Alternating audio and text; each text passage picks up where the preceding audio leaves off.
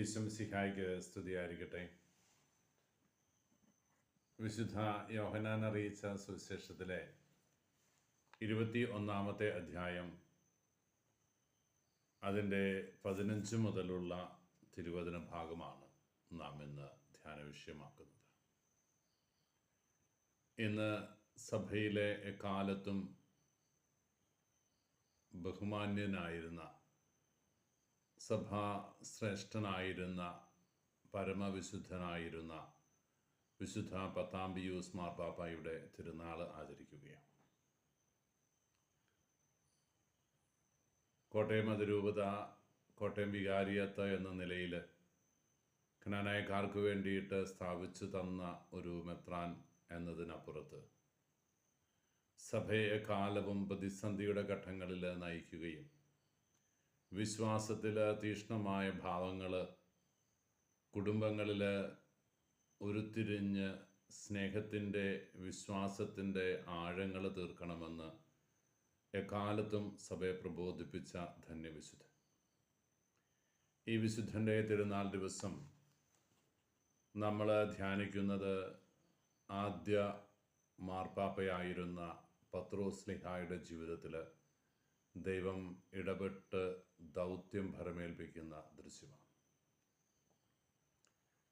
ഒരു ശിഷ്യപ്രമുഖനിൽ നിന്ന്, പ്രഥമസ്ഥാനീയനിൽ നിന്ന് എന്താണ് ദൈവം ആഗ്രഹിക്കുന്നത് എന്ന് കൃത്യമായി ഈശോ പറഞ്ഞു വെക്കുന്നുണ്ട്. യോനായുടെ പുത്രനായ ശിമയോനെ, നീ ഇവരെക്കാൾ അധികമായി എന്നെ സ്നേഹിക്കുന്നു. 3 വട്ടം ആവർത്തിക്കുന്ന ചോദ്യത്തിന് 3 വ്യത്യസ്ത ഭാവങ്ങളുണ്ടെന്നാണല്ലോ സുവിശേഷ പ്രഘോഷകര്, വേദപണ്ഡിതന്മാർ നമ്മളെ പഠിപ്പിക്കുക. ആദ്യത്തെ ചോദ്യം, മറ്റുള്ളവർ എന്നെ സ്നേഹിക്കുന്നതിനേക്കാൾ നീ എന്നെ സ്നേഹിക്കുന്നുണ്ടോ എന്നാണ്. അതിന് ശിമയോൻ്റെ ഉത്തരം ഒരു വലിയ യെസ് ആയിരുന്നു. രണ്ടാമത്തെ ചോദ്യം, നീ മറ്റുള്ളവരെ സ്നേഹിക്കുന്നതിനേക്കാൾ എന്നെ സ്നേഹിക്കുന്നുണ്ടോ എന്ന്. നിന്റെ സ്നേഹത്തിൻ്റെ ഫസ്റ്റ് പ്രയോറിറ്റി ഞാനാണോ?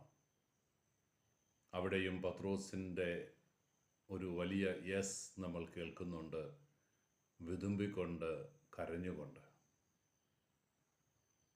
വീണ്ടും അവൻ ചോദിച്ചു, നീ മറ്റുള്ളവയെ സ്നേഹിക്കുന്നതിനേക്കാൾ അധികമായി എന്നെ സ്നേഹിക്കുന്നു.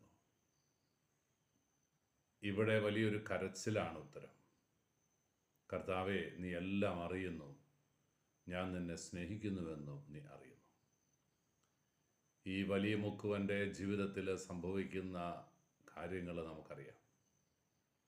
എൻ്റെ നാഥനോടൊപ്പം കുരിശിൽ തറയ്ക്കപ്പെടാനുള്ള യോഗ്യത, അതേ തലത്തിൽ ഏറ്റെടുക്കാനുള്ള യോഗ്യത എനിക്കില്ലാത്തത് കൊണ്ട് എന്നെ തലകീഴായി കുരിശിൽ തറയ്ക്കണമെന്ന് ആഗ്രഹിച്ച്, ആവശ്യപ്പെട്ട് അങ്ങനെ ഒരു മരണം ഏറ്റുവാങ്ങി മരണമടയുന്ന ധീര രക്തസാക്ഷ്യം വഹിക്കുന്ന പത്രോസ്ലിഹായെ നമ്മൾ കാണുന്നുണ്ട്. തൻ്റെ ജീവിതത്തിൽ ദൈവം അനുവദിച്ചു തന്നത് സ്വാഭാവികമായ ഒരു മരണമാണ് എങ്കിൽ കൂടി അവസാന ശ്വാസം വരെ ക്രിസ്തു സാക്ഷ്യത്തിനു വേണ്ടി നിലപാടുകൾ സ്വീകരിക്കുകയും ക്രിസ്തുവിനെ പ്രഘോഷിക്കുന്നത് തൻ്റെ വലിയ ദൗത്യമായി ഏറ്റെടുക്കുകയും പ്രതികൂല സാഹചര്യങ്ങളും ജീവിതത്തിൻ്റെ പരീക്ഷണങ്ങളുമൊക്കെ നേരിട്ടപ്പോഴുമെല്ലാം സധൈര്യം അതിനെ നേരിട്ട് വിശുദ്ധിയുടെ പൊൻപടവുകൾ കയറിപ്പോയ വിശുദ്ധ പത്താം പിയൂസിൻ്റെ പുണ്യമാതൃക നമുക്ക് ഹൃദയത്തിൻ്റെ താളമായി ഏറ്റെടുക്കാം. ഈ ധന്യവിശുദ്ധൻ്റെ മാധ്യസ്ഥം തേടി, വലിയ മുഖവനായ പത്രോസിൻ്റെ മാധ്യസ്ഥം തേടി ഈ ദിവസത്തെ കൂടുതൽ അനുഗ്രഹീതമാക്കാൻ നമുക്ക് ആഗ്രഹിക്കാം. ആത്മാക്കൾക്ക് വേണ്ടിയുള്ള തീഷ്ണതയും സ്നേഹത്തിൻ്റെ പുതിയ ഭാവങ്ങളും ഹൃദയത്തിൽ ഏറ്റുവാങ്ങിക്കൊണ്ട് നന്മ മരങ്ങളായി തീരാൻ നമുക്ക് ഓരോരുത്തർക്കും ആഗ്രഹിക്കാം. ഈശോ അനുഗ്രഹിക്കട്ടെ.